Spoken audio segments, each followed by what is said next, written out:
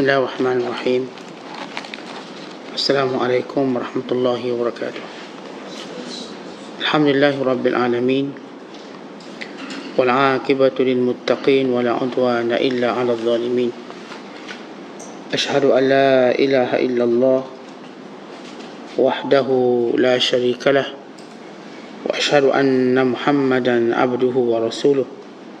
Allahumma salli wa sallim wa barik ala sayyidina Muhammad wa ala alihi wa sahbihi ajma'in, amma ba'du. Wa qala al-musannifu rahimahullahu ta'ala wa nafa'ana Allahu bihi wa bi'ulumihi fid darini amin. Telah berkata Imam al-Allamah Syekh Abdul Qadir Al-Jilani, semoga Allah Ta'ala merahmatinya dan kita mendapat manfaat serta barakah ilmunya. Ibadah itu ialah dengan membelakangi semua adat kebiasaan. Tidak mungkin adat dan kebiasaan itu disamakan dengan ibadat. Hentikan pergantunganmu dengan dunia, dengan akhirat, dan dengan manusia sekaliannya. Kemudian hubungkan dirimu dengan Allah Ta'ala semata. Jangan kamu buat sesuka hatimu, kerana di mana-mana ada mata yang tajam, tidak senang memandangnya. Dan Allah Ta'ala tiada akan mengira atas kamu, melainkan kerana sikap ketidakpedulian kamu itu. Buangkan tabiat yang buruk itu dan jangan pandang lagi kepadanya. Tiada akan dibuat perkiraan ke atas kamu, melainkan apa yang bakal menarik ke dalam api untuk dibersihkan mana-mana yang aib pada mukanya. Jangan kamu kira perkara ini mudah saja. Kebanyakan orang mendakwa dirinya ikhlas, padahal mereka semua itu adalah munafik. Memanglah kalau tidak kerana adanya ujian di dunia, nescaya banyak orang yang boleh mendakwa dakwi. Siapa yang mengaku dirinya bersopan santun, kami akan mengujinya dengan yang lawannya.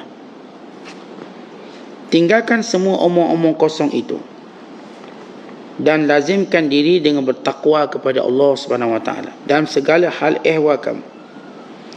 Orang-orang yang bertakwa bergantung harapan kepada Tuhan. Lantaran itu hendaklah kamu takutkan syirik dalam pokok agamamu, takutkan maksiat dan segala cabang-cabangnya. Kemudian gantungkan diri kamu kepada kedua kitab, yakni Al-Quran dan hadis Nabi SAW. Jangan lepaskan keduanya dari tangan kamu. Ingatlah bahawa Allah Ta'ala itu adalah murah hati. Dia tiada akan mengumpulkan ke dalam diri seseorang hamba dua ketakutan. Muslimin dan muslimat sedang penonton yang dirahmati Allah sekalian,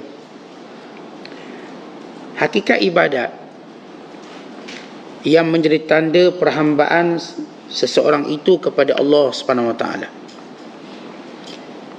yang berbeza dengan adat kebiasaan ataupun berbeza dengan suatu perbuatan harian kita. Bila Allah Subhanahu Wa Taala menyebut tujuan penciptaan manusia ialah beribadat, maka ini menjadi tujuan utama dan menjadi tujuan asas kepada seorang manusia yang ingin mendapat segala kemudahan di dunia. Sebagaimana Adam AS mendapat segala kemudahan dalam syurga, maka bila Adam AS menyanggah satu perintah Allah, maka ditarik segala kemudahan. Dan Adam AS diturunkan di muka bumi untuk melalui keperitan hidup. Tetapi dijanjikan Allah, walaupun dunia ini tidak seperti syurga, tetapi bagi orang yang benar-benar merendahkan diri kepada Allah dengan ibadat, maka Allah Ta'ala akan memudahkannya, menjadikan segala urusan yang sukar dan sulit itu nampak mudah. Maka bermula daripada hari itu Adam AS dan Hawa, menggandakan kesungguhan mereka dalam mentaati Allah dan dalam memusuhi syaitan, dan berpesan kepada anak zuriat keturunannya supaya tidak menyembah syaitan, tidak mengikutinya walaupun sedikit, bahkan membencinya dalam kehidupan. Maka dunia ini, asas kepada dunia ini ialah kesusahan. Ini sifat dunia, susah. Tetapi Allah Ta'ala mudahkan kehidupan di dunia ini dengan ibadat kepada Allah.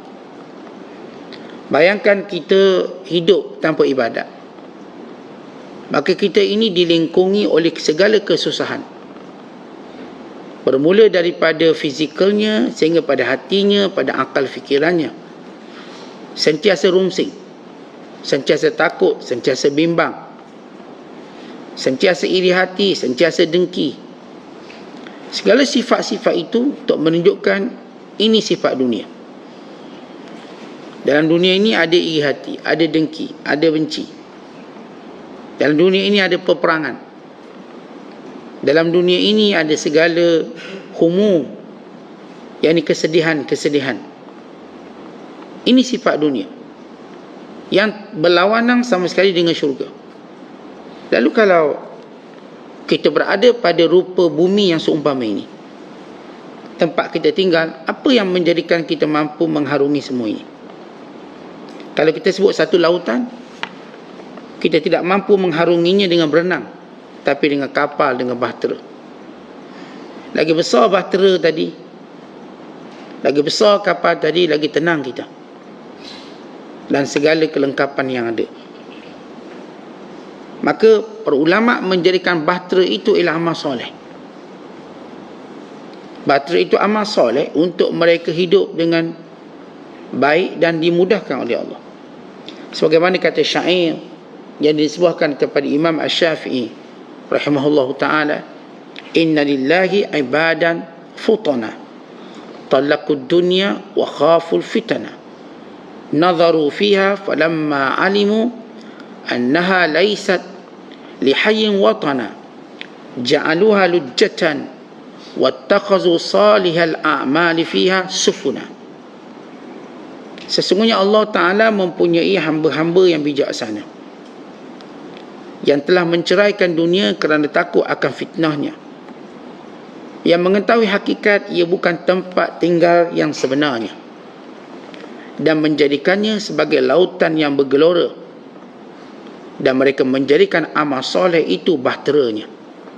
Artinya dunia ini sifatnya macam lautan yang bergelora, lujah, macam-macam gelora dia. Macam-macam sifat yang menghinakan kita, merendahkan kita, mendukacitakan kita. Maka Allah beri satu solusi. Solusinya ialah ibadat. Apa maksud ibadat? Ibadat memberi maksud merendahkan diri, menghinakan diri kepada Allah.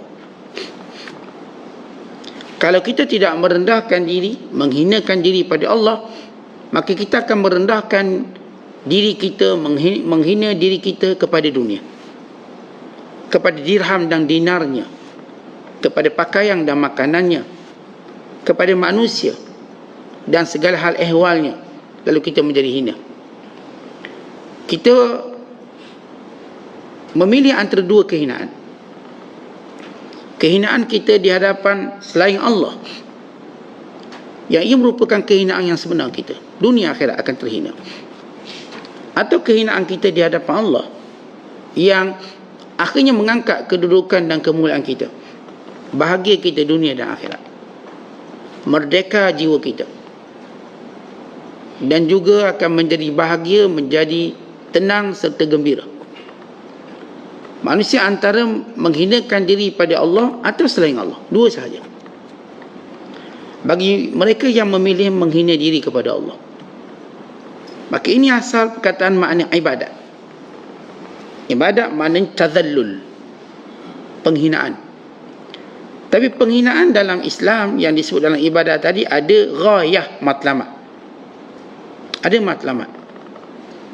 Matlamat yang pertama ialah menjadikan manusia ini takut pada Allah. Itu tujuan ibadat. Segala ibadat menghasilkan rasa takut kepada Allah.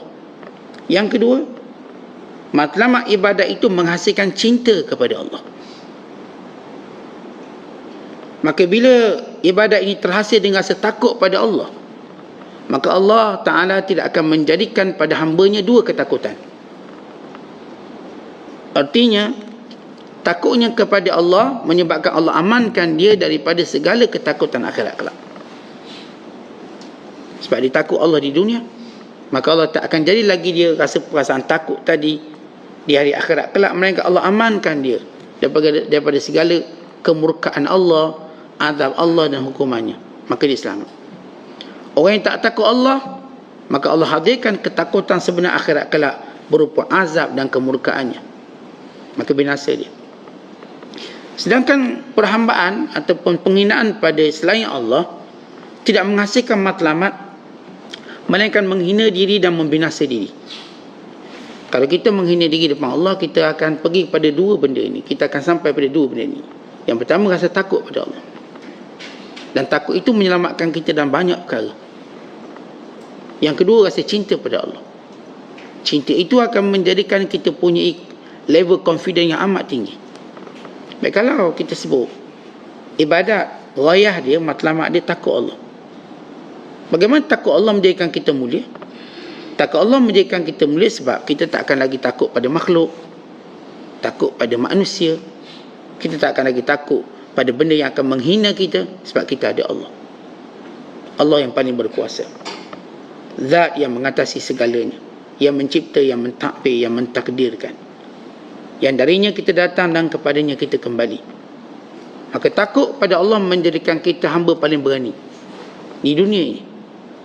Sebab ketakutan kita cuma pada Allah. Ini ada seorang ulama namanya Silah bin Ashim ataupun Asyam radhiyallahu ta'ala anhu. Ketika mana dalam satu peperangan, waktu dia berada di satu kawasan di Afghanistan, ketika mana tentera lain kepenatan berehat, maka beliau mencari tempat untuk ibadat bersendirian. Dan kebetulan ada seorang tentera yang mengekorinya dan ingin mengetahui apa yang dia buat pada malam hari. Silah bin Asyam, kita tahu sejarah dia gugur syahid dalam peperangan bersama dengan anaknya. Maka Silah ketika mana dia ibadat, tiba-tiba datang seekor singa menghampirinya. Lalu dia berkata kepada singa ini, "Wahai singa, kalau sekiranya aku adalah rezekimu, maka silakan. Tapi kalau aku bukan rezekimu pada malam ini, sila jauhkan diri kamu." Tanpa rasa takut. Kalau benar malam ini aku rezeki kamu, wahai singa, silakan. Tapi kalau malam ini ataupun ketika ini aku bukanlah rezeki kamu, sila kamu lari ataupun jauhkan diri daripadamu, kerana aku ada urusanku. Maka tiba-tiba dilihat singa itu menjauhkan diri daripadanya untuk dia beribadat. Ini gambaran takut. Bila seorang ulama namanya Sa'id bin Jubair radhiyallahu ta'ala anhu, seorang tabi'in yang terkenal yang akhir dibunuh oleh pemimpin zalim Hajjaj Yusuf Al-Thaqafi, dengan segala kebrutalannya, kezalimannya, penganiayaannya, maka Sa'id bin Jubair langsung tidak ada rasa takut. Lalu kata Hajjaj yang membunuhnya, Hajjaj Yusuf Al-Thaqafi, "Akan kumasukkanmu dalam neraka-ku, yakni dalam azab." Lalu kata Sa'id, "Kalau aku tahu kamu ada neraka, aku akan sembahmu, tapi kamu tak memiliki apa-apa." Dengan keberaniannya, sehingga beliau gugur syahid, dibunuh. Dan sebelum dibunuh beliau berkata, "Ya Allah, jadikan aku orang yang terakhir dibunuh oleh Hajjaj. Tak ada lagi orang dizalimi olehnya." Doa yang menggerungkan Hajjaj, yang berakhir dengan kehancuran Hajjaj itu sendiri. Tapi ini Sa'id bin Jubair walau ditangkap, dia tak takut pun akan hukuman dan seksaan yang dijanjikan, dia ancam oleh Hajjaj. Dan ini juga yang berlaku kepada ahli sihir Fir'aun yang beriman. Bila Firaun berkata, akan kupotong tangan dan kakimu, akan kupasung, akan kusalib kamu. Dek, kerana kamu ikut Musa dan beriman pada Tuhannya. Lalu apa kata ahli sihir ini, yang sebelum ini tidak pernah berani membantah, dia takut pada Firaun, tapi ia sudah berubah takutnya pada Allah.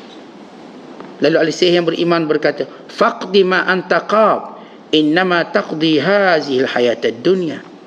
Nak hukum silakan, kamu hanya punya kuasa di dunia, bukan di akhirat. Silakan. Dengan berani. Akhirnya mereka ini diseksa dengan paling ganas dalam dunia penyiksaan Firaun, untuk menakutkan, menggerungkan atau menjadikan mereka meminta maaf kembali pada Firaun. Mereka tidak berganjak, kerana mereka takutkan Allah, lebih mereka takutkan manusia. Kerana itu Allah Ta'ala sentiasa ingatkan kita, atakhshawnan nas wallahu haqqu an takhshah. Apakah kamu takut manusia? Allah lebih patut kamu takut. Baik, kita bila kita takutkan manusia, apa hasilnya? Apa hasil kita takut pada manusia? Hasilnya hina. Hasil kita takut pada manusia, hasilnya kita tak boleh berfikir dengan normal. Tak waras berfikir. Di hadapan orang yang kita takut, kita tak boleh berfikir waras. Akal tak boleh digunakan. Sedangkan anugerah Allah paling hebat pada manusia akal. Tapi di hadapan orang yang kita takut, kita tak boleh guna. Akhirnya kita terpaksa menghina diri. Tapi tidak bagi orang takutkan Allah, akalnya berfungsi. Akalnya kreatif. Akalnya kuat. Sebab dia cuma takutkan Allah. Tidak kepada mana-mana yang mengancamnya. Tidak mana-mana keadaan. Dia tak ada rasa takut kepada kefakiran. Dia tak ada rasa takut kepada itu dan ini, kerana ketakutan jelas kepada Allah. Maka ini dia matlamat ibadat. Menjadikan manusia ini kuat sebab takut pada Allah. Dan juga matlamat ibadat yang kita sebut ialah al-hubb ataupun mahabbah, rasa cinta. Rasa cinta pada Allah menjadikan kita sentiasa rasa bahagia. Contoh, bagaimana orang yang dilamun cinta, bagaimana kehidupan dia. Kita yang pernah dilamun cinta, waktu kita mencintai pasangan kita, apa perasaan waktu itu? Seronok, confident, rasa bahagia. Menyebut namanya sahaja sudah menjadikan kita bahagia. Menerima mesej sahaja sudah menjadikan kita bahagia. Sehingga kita keluarkan pepatah.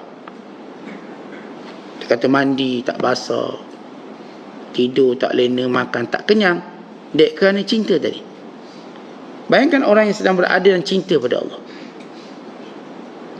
maka hidupnya sentiasa rasa seronok, gembira, kerana dia berada pada cinta kepada Allah. Dan bayangkan pula bagaimana Allah membalas cinta pada dia. Tetapi kita kalau cinta seseorang, kita dah seronok. Kemudian orang tu balas cinta kita, kita rasa bahagia, sempurna. Apatah lagi yang membalas cinta ini? Allah. Maka bila seorang berada dan cinta kepada Allah, ketika itulah datang makna ibadat sebenar. Sebab itu makna ibadat sebenar, kata ulama, datang daripada dua usul atau dua masdar, dua sumber, iaitu takut dan cinta. Baik, bila Syekh Abdul Qadir menyebut ibadat sebenar, bila orang mencapai hakikat, dia akan menolak semua kebiasaan, adat kebiasaan.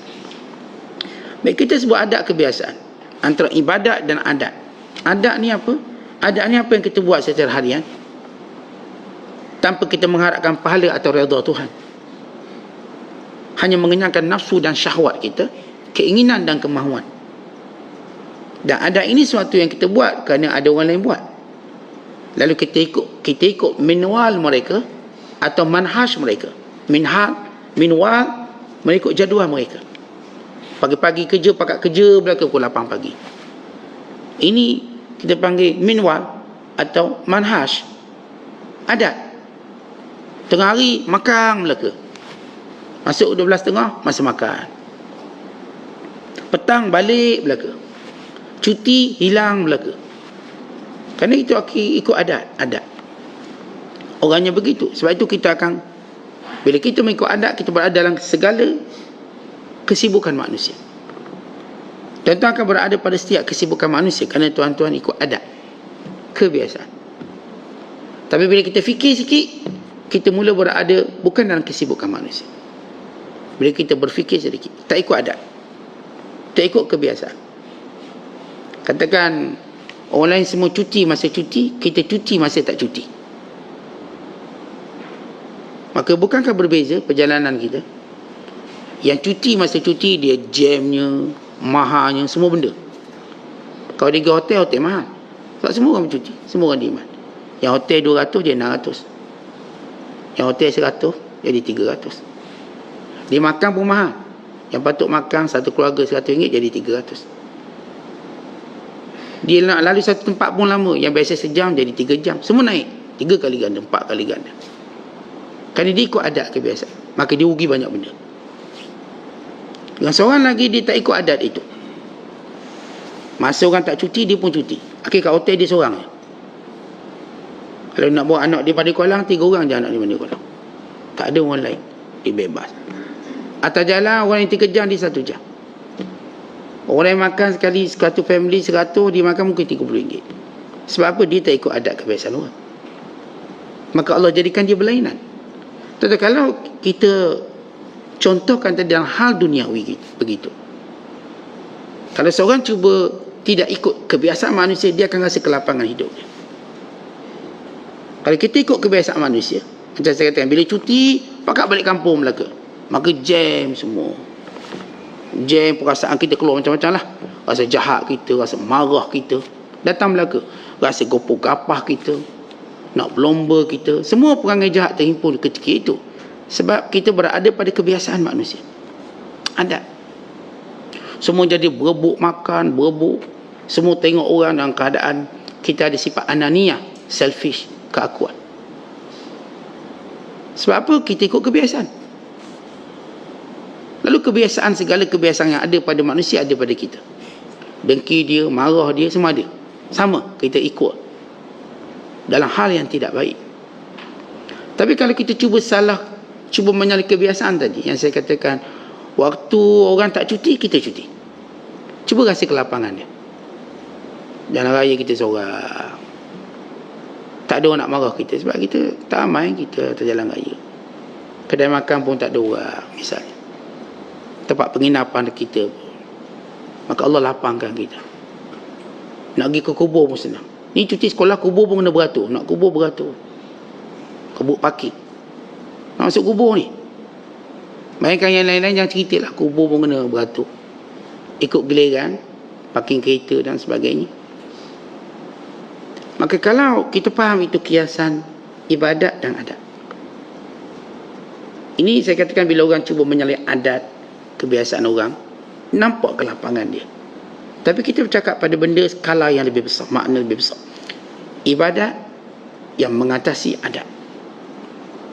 Ibadat yang menguasai adat. Ibadat di dalam adat. Bila kita sebut adat, saya dah sebut adat, adatun, yakni kebiasaan yang dilakukan secara rutin. Adatun yang dilakukan oleh semua manusia. Adat. Bila kita sebut kataan adatun, dilakukan kerana syahwat, kemahuan, demand masyarakat. Maka itu adat. Semua hotel naikkan harga bila orang ramai orang nak sewa. Itu adat, kebiasaan. Semua orang buat benda sama. Semua orang hari ni atas nama bisnes, dia akan charge semua benda. Sebab dah jadi kebiasaan orang. Parking kena charge. Air masak pun kena charge. Tisu pun kena charge. Dulu waktu bukan kebiasaan orang mengenakan bayaran pada air masak, air jarang. Kita minta lah air masak 1 baldi pun free. Dulu kan tak air masak berapa? 30 sen. Kalau tak ais 80 sen. Dan orang timakan itu adat. Adat. Kerana adat akan terus berubah-ubah. Tapi tidak ibadat. Ibadat tidak berubah. Kalau tuan-tuan semayang zuhur 4, dia kekal 4 sampai di kiamat. Kalau tuan-tuan qasarnya 2, dia kekal qasarnya 2. Walau bagaimana keadaan kita, qasar 2. Kalau tuan-tuan berpuasa sebulan Ramadan, maka ibadat tadi kekal puasa sebulan Ramadan. Walau dunia dah jadi canggih manggih, tetap sebulan Ramadan. Kalau ibadat hajinya wajib sekali, Maka walaupun tuan-tuan ada duit bilion, kewajibannya cuma sekali.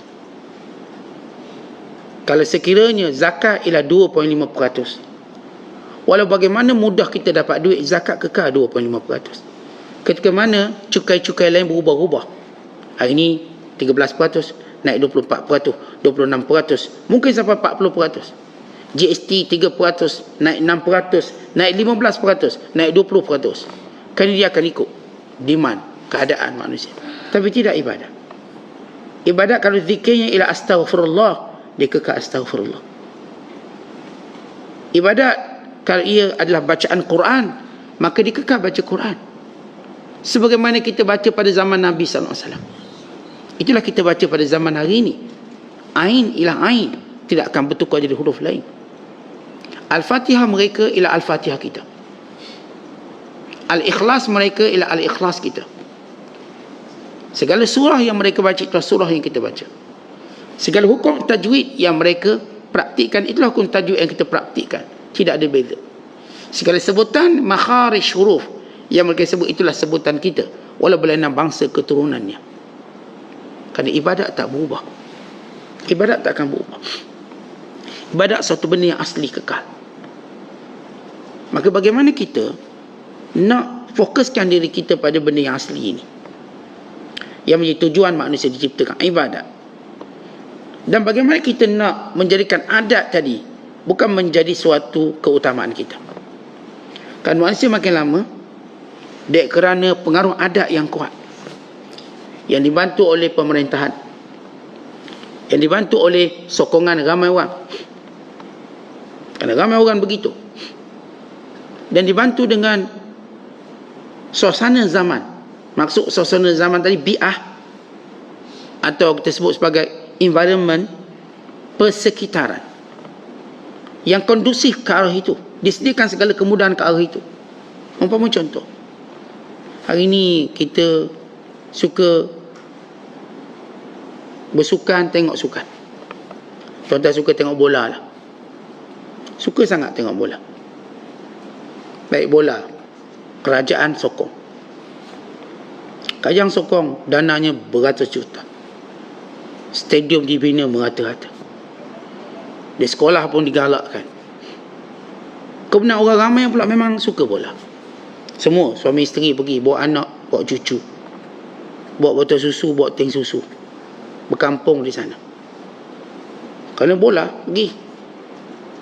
Daripada pemimpin negeri sampai paling bawah sekali, pergi. Memakai baju yang sama. Semua sama. Kau jenis Terengganu, jersey Terengganu. Johor. Sekata mereka. Waktu ibadat, jersey tak sama waktu ibadat. Lain-lain. Tapi waktu bersukan tadi, yang kita sebut adat, jersey sama. Bangla pun sama pakai jersey. Dia sokong Terengganu, dia pun pakai. Dia sokong Johor, pakai. Penuh. Sorakannya juga sama. Semua benda sorak yang sama. Lalu mereka pun dibina oleh semua apa yang disebut sebagai bi'ah suasana. Maka semua selesa, seronok. Walau natijahnya mereka tak dapat apa-apa. Natijah dapat apa? Tak dapat apa. Mereka kata, kami seronok, kami suka berkonvoi pergi puluh kereta, muntah 8 kali. Tak ada hal lah. Yang kencing manis pun bawa ubat lagi. Sambil-sambil tengok bola, makan ubat kencing manis. Sambil-sambil tengok bola, makan ubat darah tinggi. Sekali go, darah naik, makan ubat. Ini suasana dia. Adat. Disokong oleh semua media. Media sokong semua. Ratusan ribu, jutaan yang tengok. Maka semua terpengaruh dengan adat ini. Sehingga mengurangkan kualiti ibadat. Maka kualiti ibadatnya menurun secara menjunang. Cukup menjunang. Semua orang rasa menjunang. Sehingga mereka lupa tujuan mereka hidup. Mereka lupa bahawa mereka tidak mungkin ingin mati dalam ketika itu, dalam keadaan itu. Siapa nak mati ketika berada di stadium bersorak, lalu mati ketika itu? Saya tak rasa orang yang ada agama ingin mati ketika itu. Tidak ada nilai dia. Tapi ini kita dibentuk dengan adat ini, maka semua bersama. Maka tidak ada yang menyanggahnya. Melainkan dia dianggap sebagai ganjil dan pelik. Yang tak pergi tengok bola tu pelik. Yang tak sokong mana-mana pelik. Ustaz tak sokong mana-mana, tak, pelik ni. Berlawanan dengan adat kami, ya. Kerana bila adat sudah menjadi suatu kekuatan, maka dia memperlihatkan ibadat itu rendah. Begitu rendah nilai ibadat bila adat terlalu berkuasa. Itu cerita main. Belum cerita lagi filem. Kalau hari ni adat yang menjadi ibadatnya kita menghormati ulama, itu ibadat. Kerana kita menghormati waris Nabi. Akhirnya mereka menghormati artis, menghormati orang yang bukan orang-orang soleh yang patut kita muliakan. Akhirnya semua produk-produk mereka, artislah jadi duta. Semua ni ambil, tak kira asal kita untung. Mereka ambil orang-orang yang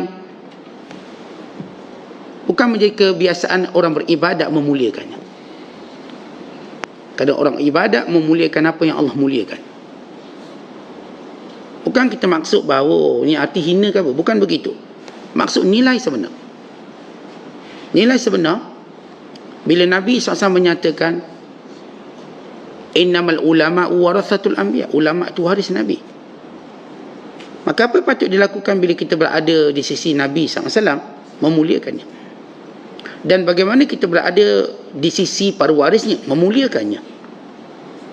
Tapi hari ini adat dibentuk, kalau kita jumpa artis, jumpa ulama, ambil gambar artis.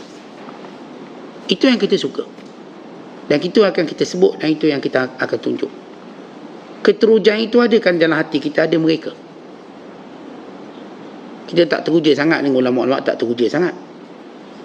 Tapi dengan ni, okey, kita teruja. Walau kita tahu mereka melalui zaman-zaman gelap mereka, melakukan kemurkaan itu dan ini, tapi kita boleh seronok dengan mereka. Hasil daripada apa yang mereka buat. Kerana kita dah dibentuk oleh adat. Lalu tidak pelik kalau hari ini orang muliakan yang ni lebih daripada orang yang sepatut dimuliakan. Kemudian kita lihat dalam bidang berkait dengan ekonomi pula, kekayaan. Lalu kita pun dah jadi biasa adat memuliakan orang yang paling kaya. Siapa paling kaya kita akan muliakan, tanpa kita melihat bagaimana diperoleh kekayaan tadi, dengan riba, dengan penipuan. Itu bukan jadi isu. Dia paling kaya. Dan kita pun nak sedapkan hati kita, dia pun Islam. Habis yang terlibat dengan riba, dengan sebuah pelaburan yang haram, apakah perasaan kita? Tapi kita dah dibentuk oleh adat. Lalu kita suruh anak-anak kita kaya seperti dia. Tentu ketika mana seorang ibu sedang menyusukan anak. Ini cerita ibadat dan ibadat. Sedang dia menyusu anak, datang seorang lelaki yang kaya, menaiki kuda dan segala rombongannya. Si ibu berkata, ya Allah, jadikan anakku sepertinya. Kaya, nampak gah, ada konvoinya.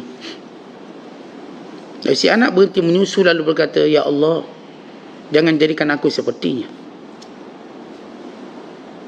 Tiba-tiba datang seorang perempuan hitam, hamba, dipukul, dituduh pencuri-pencuri, dipukul tanpa dikasihani. Si ibu melihat dari kejauhan dan berkata, ya Allah, jangan jadikan anakku sepertinya. Dan si anak tadi berhenti menyusu dan berkata, ya Allah, jadikan aku sepertinya. Tapi ibunya memandang kepada anak kecil ini, wahai anakku, kenapa kamu sentiasa menyalahiku? Aku minta kamu jadi orang yang ni, yang hebat, yang kaya, yang ada sekian. Kau minta yang lain. Aku minta kamu jangan jadi macam perempuan hitam tadi yang dipukul, yang dituduh mencuri. Tapi kau minta jadikan aku sepertinya. Si budak ini berkata dalam hadis yang sahih, ya Allah, dia kata, wahai ibuku, lelaki ini dia sombong, takabur. Dia ialah ahli neraka. Saya tak mungkin nak jadi ahli neraka. Sebab dia melihat bukan pada penampilan zahir, kepada ke mana dia nak tuju benda tu. Kata orang kaya dengan segala harta ribanya, ke mana dia nak bawa harta tu? Kepada kebinasaan. Apakah kita nak anak kita menuju kebinasaan macam ni? Tidak mungkin. Seindah mana pun kalau bawa kebinasaan, kita akan menyalahi adat itu. Kerana kita mengutamakan ibadat, biar dapat rezeki yang halal, yang bersih, yang baik. Wahai anakku, tak apalah kau tak jadi kaya macam dia. Yang penting rezeki itu halal. Rezeki kita jangan kita ambil dengan kemurkaan Allah. Kan Nabi berpesan pada kita, fa'ajmilut talab, tuntutlah rezeki dengan cara terbaik, halal, tanpa melalaikan. Maka datang keberkatan dan datang kemuliaan kita. Mulia kita bukan sebab harta kita banyak, tapi mulia kita kan harta itu halal dan berkat. Maka dengannya kita mulia. Maka bila si ibu pula doa jangan jadi macam perempuan hitam yang dituduh mencuri, yang dipukul. Si anak kata, aku nak jadi macam dia. Kenapa? Kan dia cuma dituduh dan dia dizalimi. Hakikatnya dia ahli syurga. Maka aku ingin menjadi ahli syurga, walau bagaimana harga dan bayarannya. Dan ini antara si ibu yang melihat kemuliaan pada adat, kehinaan pada adat. Si anak melihat kemuliaan pada ibadat dan kehinaan dalam meninggalkan ibadat. Kita hari ini nampak mulia untuk kita suruh anak kita jadi macam mana kerana adat. Nampak dia kerja itu, kerja ini, dapat itu, dapat ini. Wahai anak, jadi macam dia. Baik, hakikat ibadat di mana? Itu adat. Kita bila melihat orang soleh, wahai anakku, jadilah soleh macam dia. Jauh daripada yang haram, jauh daripada perkara yang melalaikan, jauh daripada perkara kemurkaan Tuhan. Hidup kamu seperti dia. Tetapi begitu para sahabat mendidik anak-anak mereka. Mereka tak peduli tentang jawatan, kuasa, kekayaan dan sebagainya. Yang mereka peduli ialah hidup anak-anak mereka dalam ibadat. Apa maksud ibadat? Ibadat bukan tukus muayyanah, bukan satu bentuk kita katakan ritual. Kerana ibadat dalam Islam ialah kehidupan kita. Dalam sumpah janji kita, dalam doa iftitah kita, inna salati wa nusuki wa mahyaya wa mamati lillahi rabbil alamin. Sesungguhnya solatku, korbanku, hidupku, matiku untuk Tuhan sekalian alam. Ibadat ialah semua benda yang soleh yang Allah perintah kita untuk kita lakukan, untuk mendapat ganjaran di sisinya dan keredaannya. Maka kullu amalin salih yubtagha bihi wajhuhu wa yurja bihi thawabuhu, semua amal soleh yang kita harapkan keredaan Allah dan ganjaran di sisi Allah, maka itu ibadat. Kullu ma'rufin ibadah, setiap benda baik itu ibadat. Setiap benda baik, bila kita sebut baik, siapa yang kata benda itu baik tak baik? Allah. Walaupun ramai manusia kata tak baik benda itu, kita kata baik sebab Allah kata baik. Apa yang disebut sebagai mungkar, benda yang Allah kata tak baik. Walau semua manusia kata baik, tapi Allah kata tak baik, maka kita memilih apa yang Allah sebut tak baik. Tetapi ketika mana orang dah biasa terima riba, biasa melabur benda haram, labur foreknya, melabur sekian-sekian yang tak patut syariahnya, biasa. Ramai pula tu berlomba-lomba, sebagaimana mereka berlomba dalam menipu dalam perniagaan atas nama ilmu marketing, dalam kurungan penipuan, supaya orang berniaga tahu. Jangan marketing itu menjadi suatu ilmu penipuan yang licik dengan tujuan mengambil harta manusia secara batil, kelak Allah akan mengambilnya semula. Kerana Allah tak akan biarkan mana-mana hamba mengambil harta secara batil. Ya ayyuhallazina amanu la ta'kulu amwalakum bainakum bil batil. Wahai orang beriman, wahai manusia seluruhnya, jangan kau makan harta sesama kamu secara batil. Antara secara batil, kata ulama, ialah kalau hari ini ialah ilmu marketing yang dibuat secara penipuan. Macam saya selalu beritahu lah, tunjuk mi udang 4 ekor, taing betul sampai udang pun tak ada. Kalau ada udang kering okey lah sikit, udang kering pun tak ada. Gambar, boleh tulis pesanan anda mungkin tak sama dengan gambar ini, tapi apa tujuan gambar tu? Kalau bukan kerana ingin menipu, kita gambar pun kita tunjuk betul. Dia macam orang Minang orang. Minang orang bagi gambar, tapi dia bagi gambar mak dia yang muda zaman dulu. Kita nak kahwin dengan anak dia, akhir bila berkahwin kena tipu. Termasuk juga bila kita baca dalam bab kitabul khitbah, kitab meminang, kitab kahwin, kitabun nikah, dalam babul khitbah, bab meminang.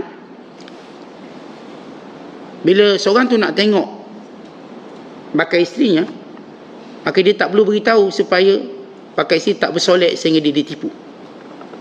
Hari ni lagilah solekan tu menipu. Menipu terus. Hidung tak mancung sebab solek nampak mancung. Mata tak bulat sebab solek jadi bulat. Bila realiti betul, semuanya gelap. Mana semua tak nampak macam dia tu. Akhirnya laku sesuatu yang tidak baik. Sehingga seorang bila nak tengok, maka jangan beritahu. Datang je. Kalau beritahu seminggu sebelum habis, dia duduk dengan mak andam seminggu. Nyamuk habis ni. Bulu kening palsu, semua palsu. Akhirnya dia tak tengok benda yang asli. Wanita yang asli. Sebab itu sahabat dulu waktu dia nak tengok perempuan yang nak dikahwin ni, mereka mengendap di sebelah belakang pokok kurma. Dia tengok muka betul. Ni muka betul dia. Bila seorang sahabat Mekah nak kahwin dengan sahabiat Madinah, Nabi kata, atanzur ilaiha, tengok tak? Fa inna fi ainai syai'a. Orang wanita Madinah lain pada wanita Mekah sebab mata dia lain sikit, kata Rasulullah. Mata dia lain sikit. Kerana perempuan Mekah matanya besar, bulat. Perempuan Madinah matanya kita bukan kata sepek, kecil sikit. Maka tengok dulu mata. Barangkali kamu tak akan mengenal mata dia. Sebab Allah jadikan fitrah manusia bila dikahwin, ada benda yang menjadi keserasian dia. Kalau dia ni orang Melayu, dia nak kahwin betul-betul yang Melayu betul dia punya pasangan. Jangan nampak campur orang asli sikit, dia tak nak. Kalau dia orang asli, dia pun nak kahwin muka memang betul-betul asli. Jangan campur Melayu sikit, tak nak. Dia nak asli betul. Tidak dia rasa ditipu. Kecenderungan orang, kecenderung. Allah jadikan setiap bangsa dicenderung untuk kahwin bangsa sendiri. Itu kecenderungan fitrah. Walaupun ada Melayu kahwin Cina, tapi kebanyakan orang Melayu cenderung kahwin Melayu, Cina cenderung kahwin Cina. India cenderung kahwin India. Itu kecenderungan yang Allah Ta'ala jadikan pada manusia supaya terpelihara bangsa. Tapi ada yang mungkin taste dia lain. Mungkin. Ni sahabat-sahabat Afrika saya. Dia tengok orang Melayu ni putih-putih, dia tak berkenan. Dia tengok Afrika hitam, dia berkenan. Taste dia macam tu. Dia kata anggur hitam itu bermutu. Itu kata sahabat Afrika saya. Awak tahu tak keindahan anggur? Pada hitamnya. Tu. Ya, saya pun ingat Elang Citizen hitam. Menawan kata dia. Premium. Ini warna premium kata dia. Baik, itu kecenderungan Allah ciptakan. Kita pula orang Melayu ada kecenderungan Melayu kita. Kalau nampak lain sikit kita pun tak nak. Walaupun ada yang nak, tapi kita sebut tentang fitrah kecenderungan. Sehingga Allah pelihara bangsa-bangsa. Akhirnya akan ada bangsa Melayu, bangsa India, Cina, kekal. Tapi bila berkahwin, kecenderungan itu wujud. Ada orang saya kata tak nak kahwin Cina sebab dia kata, dia tak berkenan pada matanya. Cina juga sama, dia tak nak kahwin orang Melayu. Dia tak berkenan pada makanannya, budaya. Kali itu juga asbab kepada kecenderungan perkahwinan. Dia sahabat saya seorang, dia nak kahwin dengan orang Turki. Saya pun kita tolong Minang ni, pergi jumpa dengan ketua pelajar Turki. Jumpa, duduk dan nak kahwin dengan Turki. Maka kata ketua pelajar Turki tadi, dia kata saya tak ada masalah nak kahwin, saya boleh tolong. Sebab dia nak kahwin dengan mana-mana negara lain, jumpa ketua pelajar dia. Tapi saya takut awak tak akan sesuai cara makanan. Makanan dia lain, makanan awak lain. Sebab itu awak akan bercerai. Mungkin. Itulah macam ketika Turki. Tu taubat tak lagi Turki. Makan tak sedap. Kebetulan makan tak sedap. Mungkin setengah orang dia taubat tak nak. Saya tak nak pergi Turki, tak makanan tak sedap. Saya tak nak pergi dah. Baik saya pergi kedai mamak saja. Sedap. Artinya ada orang kecenderungan daripada makanan. Ada sahabat kita nak pergi Mekah sebab apa? Dia kata nasi Arab dia sedap. Bukan nak buat umrah, bukan nak makan nasi Arab. Dah jadi terbalik pula. Itu kecenderungan. Cakap, akhirnya kawan saya buat keputusan kahwin orang Malaysia juga. Itu taste dia. Ya, itu benda yang perlu diberitahu. Bila sahabat nak kahwin orang Madinah, sahabat ni Mekah, jangan perempuan Mekah lain, perempuan Madinah lain. Mereka lain. Walaupun sama-sama Arab, kita tengok Arab tak lain. Dan budaya mereka juga lain. Orang asal lain, orang Mekah lain. Orang Mekah perempuannya lebih pemalu. Orang Madinah perempuannya lebih, kita katakan, outspoken sikit. Dia ni macam straightforward. Nak tanya apa, tanya tanpa malu. Sehingga kata Aisyah, ni'man nisa'ul ansar lam yamna'hunna al-haya an yatafaqqahna fid din. Sebaik-baik wanita-wanita Ansar Madinah, mereka tak malu dalam bab belajar agama. Kau tanya soalan tu terang-terang, soalan tanya. Orang Mekah nak tanya malu. Nak tanya wakil ke orang, perempuan Mekah. Perempuan Mekah lebih tunduk kepada suami berbanding perempuan Madinah. Perempuan Mekah kalau bahasa kita tak berani ketek oleh sikit. Ketek ni maknanya tak berani bersuara oleh sedikit. Itu perempuan Mekah. Perempuan Madinah jangan. Dia angkat suaranya lain macam. Sebab budaya dia macam tu. Ia berbeza. Sebab itu bila sahabat Muhajirin nak kahwin orang Ansar, Nabi kata tengok dulu, pasti betul-betul supaya kamu tak tertipu dengan yang menjadi kebiasaan kamu. Tadi kita kembali kepada apa kita sebut tentang marketing. Kalau marketing tadi tujuannya untuk menipu, kerana ada kebiasaan begitu, kita punya sipu pun aja begitu. Maka ibadat lain. Atas nama ibadat, kita tidak dibenarkan menipu. Sebab itu kita lihat, kenapa para sahabat solat mereka tak macam solat kita, selamanya takkan sama. Nabi SAW pernah menyebut, dua orang lelaki yang solat, pahalanya antara langit dan bumi. Perbezaan dia, sama-sama solat, tapi seorang ni pahala dia bagaikan langit, yang ni pula dia punya pahalanya rendah. Bahkan perbezaan pahala dia langit dan bumi. Apa dia hakikat ibadat para sahabat sehingga mereka mencapai tahap yang kita tak mungkin capai? Mereka mencapai satu tahap yang kita tak akan sampai dan tak mungkin sampai, kerana mereka utamakan ibadat hati sebelum ibadat zahir mereka. Mereka beribadat pada Allah dengan hati mereka sebelum mereka beribadat dengan segala jawarih anggota badan mereka. Kita zahir ibadat dengan badan, tapi hati kita tak ke mana. Hati mereka menghasilkan rasa takut sebelum mereka solat, dan rasa cinta sebelum mereka ibadat. Sebab tu ibadat mereka walau biasa-biasa, maksudnya ya solat kalau subuh 2 rakaat sekian, tapi pahalanya lain. Waktu mengambil wuduk mereka dah menggementar, rasa pucat, kerana mereka tahu mereka nak menghadap siapa. Waktu mereka berada dalam saf, mereka tidak mengenali antara satu sama lain. Walaupun selama ni mereka kawan rapat, duduk dalam saf, saya tak kenal orang. Mereka tak kenal orang. Di luar mereka mungkin baling buah tembikai, baling itu dan ini, dengan bahasa lain gurau. Tapi bila masuk saja rumah Allah, semua mereka diam membisu, semua takut, semua duduk dalam saf dan kadang memikir diri mereka berhadapan dengan Allah. Ibadat mereka dengan hati sebelum badan mereka. Dalam hati mereka ada sesuatu yang kita hari ini kehilangan benda itu. Ya, kita belajar segala rukun syarat pada fizikal, tapi hati kita kosong dalam ibadat. Lihatlah waktu kita solat, lihatlah waktu kita mencari pujian manusia, lihatlah waktu kita takut pada kejian manusia. Hati kita sentiasa fikirkan makhluk bernama manusia. Tapi apakah hati ini berfikir tentang Allah? Takut pada Allah, hari kembali kita, hari dinilai dan diukur, ditimbang segala amalan kita, ditimbang keikhlasan kita. Apakah ikhlas kita pada Allah atau ikhlas kita kepada manusia? Maka para sahabat, mereka menilai hati mereka setiap hari. Sebab itu Allah sebut dalam hadis, Nabi kata apa? Inna Allaha la yanzuru ila suwarikum wala ila ajsamikum walakin yanzuru ila kulubikum wa amalikum. Allah tak lihat rupa bentuk kamu, fizikal kamu. Allah lihat pertama hati kamu, kemudian amalan kamu.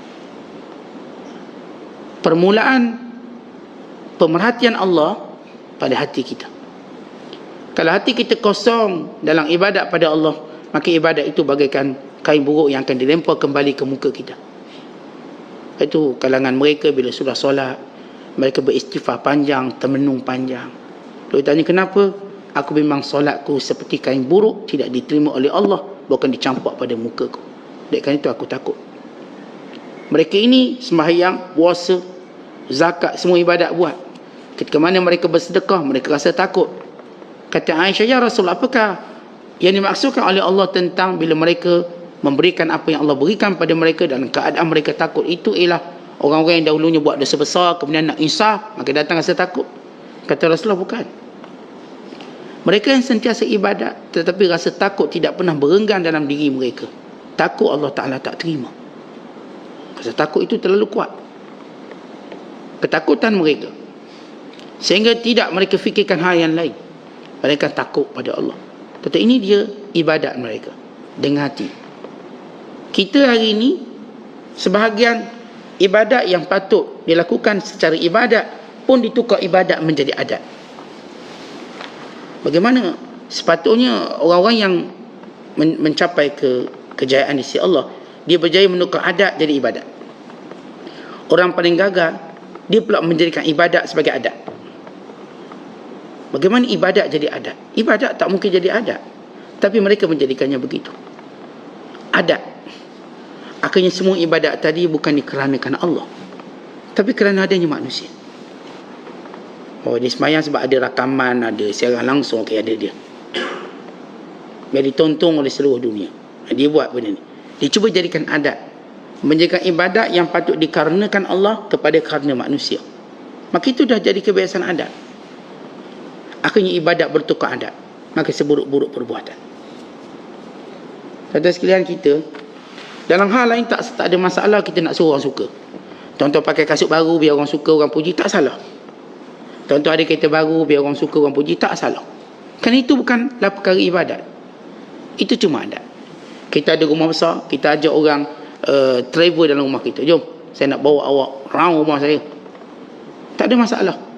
Kita nak dengar pujian demi pujian, sila puji. Kita memang ingin mendengar pujian. Apakah salah? Tak salah. Dan kita seronok rumah besar, apakah salah? Tak salah. Itu benda yang tak ada kaitan dengan ibadat.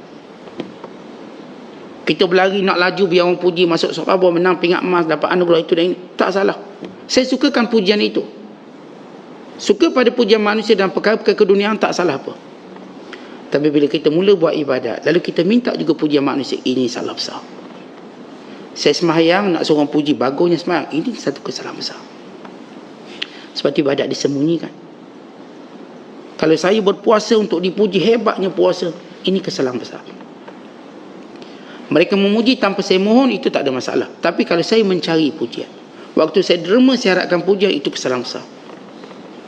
Tapi kalau saya katakan tuan-tuan beli jam baru biar orang puji, tak salah. Kita pakai jam baru, kita cara berjalan pun tangan kata jam. Biar orang perasan jam baru ni, tak salah pun, tak berdosa pun. Itu bukan riak, itu bukan riak. Sebab bila kita memiliki dunia, kita mau dihargai, itu tak salah. Sahabat kata, ya Rasulullah, seorang suka kasutnya cantik, bajunya cantik, sekian cantik. Nabi kata silakan, tak ada masalah. Jangan menghina manusia sudah. Kita kalau dapat nikmat dunia, kita seronok, kita suka dipuji, tak salah. Pegang satu benda saja, jangan hina orang. Nah, kita pakai jam lawa, tengok jam mahal ni. Awak tak nak tanya ke harga ni? Harga ni saya tak buang ni. Tak salah, tak salah. Berapa ni harga dia? 10,000. Okey. Tapi lepas tu jangan cakap, habis jam awak bila nak buang? Jam awak tu macam sakit mata, saya gatal mata saya tengok. Buang lah. Itu yang salah. Kereta, tak nak tanya ke kereta saya berapa harga? Ni kereta ni saya bayar cash. Cash ha?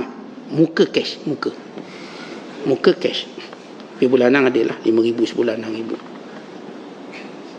Tak salah pun kita bangga kereta ni, kita beli. Saya kat Pasir Gudang ni, saya seorang je pakai kereta ni. Salah ke? Tak salah. Kan macam bangga Ustaz. Tak, itu bukan benda ibadat. Salahnya di mana? Salahnya dia pun jeling kat kereta kita. Ni kereta awak bila nak jadi tukang ikan? Dia nak hina kereta kita, itu yang salah. Kita nak punya segala kemewahan dunia, tidak salah apa. Tuan-tuan nak tunjuk pun tak salah. Tapi bila kita mula menghina orang lain, itu salah. Salahnya pada penghinaan. Sahabat-sahabat pakai baju mewah sebahagian mereka, berkendaraan mewah sebahagian mereka. Ada ulama pakaian mereka lebih mahal daripada pakaian khalifah. Macam kita baca kisah Ja'far bin Muhammad As-Sadiq, ya Allah Ta'ala, tabi'in yang mulia. Pakaiannya lebih mahal pada Harun al-Rashid. Pakaiannya berjenama pada zaman tu. Imam Malik sendiri jubahnya mahal. Tapi Imam Malik tak pernah nak hina jubah orang lain. Tetap memiliki benda yang mewah dan sebagainya tidak salah dalam Islam. Kalau tidak, ulama akan fatwa semua jual beli barang mewah haram. Tidak ada seorang pun yang keluarkan fatwa itu untuk menunjukkan dia halal. Kalau halal dijual, maka halal dibeli. Demikian juga kita katakan jual makanan secara mewah. Tidak seorang pun ulama fatwa salah, haram. Tidak ada. Dan kalau dia jual makanan mahal tidak haram, demikian juga yang makan tidak haram. Habis tak, kalau saya nak update pun tidak salah, tidak berdosa. Yang berdosanya kamu hina orang lain. Itu memang berdosa. Itu makan sekian-sekian orang makanan yang bagus. Kemudian kita tanya, kita pun hina orang dalam caption kita, maka di situ berdosa kita. Tapi kalau kita syukur pada Allah, alhamdulillah Allah bagi rezeki, saya pun makan sekian-sekian daging, itu, ini, tak salah apa pun. Siapa kata menguploadkan gambar makan dan sebagainya berdosa? Jangan mengubah hukum Allah. Kul man harrama zinatallah allati akhraja li ibadihi wat tayyibat. Katakan, siapa berani mengharamkan nikmat perhiasan yang Allah keluarkan di dunia ini untuk hamba-hambanya, yang kelak akhirat kelak khusus untuk orang beriman. Kat dunia kita bersaing orang kafir menikmati kemewahan, tapi kat akhirat yang mewah cuma orang Islam, tidak orang kafir. Allah hanya beri nikmat itu pada orang Islam. Kalau Allah menceritakan segala nikmat kemewahan dalam syurga, tiba-tiba Allah mengharamkan nikmat kemewahan di dunia, tidak mungkin. Bukan setiap kali orang tu mewah di dunia, dia dapat bandingkan, ya Allah, akhirat lagi hebat pada ni. Supaya manusia nampak ada yang lebih hebat yang Allah sediakan. Maka apa pun yang diperoleh hanya perlu disyukur pada Allah. Jadi kita kena tahu dalam hal duniawi, kalau orang puji kita tak salah. Tuan-tuan berlari laju untuk dipuji, silakan. Saya nak tengok tak saya lagi laju? Nanti awak buat video tau, ini paling kurang 100,000 like. Salah tak? Tak salah, silakan. Tapi bila ibadat itu salah. Bila saya baca Quran, tunggu orang like ni, saya tengah ngaji ni, makin ni yang salah. Salah besar. Tuan-tuan bersedekah, salah besar bila kerana manusia. Tuan-tuan pergi haji, salah besar. Ibadat yang bersifat khusus ini, bila kita buat kerana orang, itulah kesalahan paling besar yang kita buat. Itu kita dapat bezakan. Sebab itu Imam Al-Ghazali rahimahullah sebut dalam kitab Ihya, perbahasan ikhlas pada ibadat, bukan pada adat. Kita tak kata saya tak ikhlas pakai baju baru ni, tak ada kaitan ikhlas pakai baju baru. Kalau awak tak ikhlas ke ikhlas, tak ada bezanya. Siapa ada tak beza saat pakai jam dengan ikhlas dengan pakai jam tidak ikhlas? Tak ada bezanya. Saat saya baca buku dengan ikhlas dengan baca buku tak ikhlas. Kalau saya tak baca buku, mak saya rotang tak belakang. Jadi saya tak ikhlas baca buku. Itu tak ada bezanya. Ikhlas tak ikhlas. Cikgu tanya anak murid, jawab 1 tambah 1 berapa? Cikgu, saya tak nak jawab. Kenapa? Saya tidak ikhlas. Tak belakang sekali boleh jawab 2. Ikhlas tak ikhlas, awak jawab je soalan saya ni. Itu tidak ada kaitan dengan ikhlas. Ikhlas pada perbicaraan yang khusus ibadat yang patut kita buat kerana Allah sahaja. Tiba-tiba kita buat kerana orang, maka itu perbahasan ikhlas. Kita tak bahas ikhlas dalam bab adat. Saya ikhlas makan, tak ada kaitan. Saya ikhlas berjalan, tak ada kaitan. Itu cuma bahasa, tapi tak ada membezakan apa-apa. Saat saya tak ikhlas berjalan, tak ada masalah, tak ikhlas pun. Tapi kalau hal ibadat, tuan-tuan datang menuntut ilmu, tidak ikhlas pada Allah, ini bermasalah. Tuan-tuan qiyam mulai tidak ikhlas, itu ada masalah. Tuan-tuan memberi makan pada orang dengan niat sedekah, itu tidak ikhlas, maka ada masalah. Sebab semua benda yang namanya ibadat perlu diikhlaskan kepada Allah Ta'ala. Ini secara pandang lalu tentang ibadat dan adat. Di sana para ulama menunjukkan apakah beza adat dan ibadat pada niqat, pada noktah ataupun pada poin-poin yang penting yang kita akan bicarakan pada pertemuan yang akan datang. Wallahu a'lam bishawab. Assalamualaikum warahmatullahi wabarakatuh.